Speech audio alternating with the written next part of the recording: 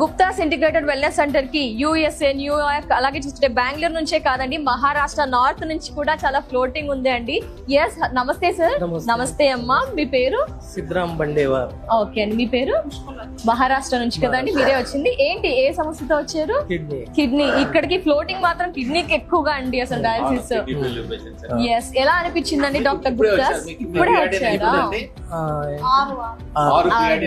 Doctors చాలా high stage లో ఉంది, యూరియా కూడా ఎక్కువ ఉంది. వాళ్ళ మా ఎవరో పేషెంట్ చెప్తే వీడియో చూసి వచ్చారు. అక్కడ మహారాష్ట్రలో వెళ్ళారా సార్ డాక్టర్ దగ్గరికి? ఏమన్నారు? డయాలసిస్ చేయబడుతుంది రాగానే డయాలసిస్ చేయాలనిపిస్తుంది. మరి ఇక్కడికి ఎందుకు వచ్చారు సార్? హైదరాబాద్ కి ఎందుకు వచ్చారు? యూట్యూబ్ లో చూసి. ఓకే సార్, ఏం సార్ వీళ్ళు మహారాష్ట్ర నుంచి వచ్చారండి. అక్కడ డాక్టర్స్ ఫ్యూచర్ లో నీకు డయాలసిస్ కి వెళ్లాల్సి వస్తుంది అని ఉంది. డయాలసిస్ కి వెళ్ళాలంటే ఖచ్చితంగా కష్టం. నెలకి అట్లీస్ట్ 50,000 ఖర్చు అవుతుంది. వారంకి ఆల్టర్నేట్ డేస్, వారంకి 3 సార్లు ఆ హాస్పిటల్లో పడుకోవాలి. మళ్ళీ బ్లడ్ మారుస్తున్నారు, వీక్నెస్ అయిపోతుంది.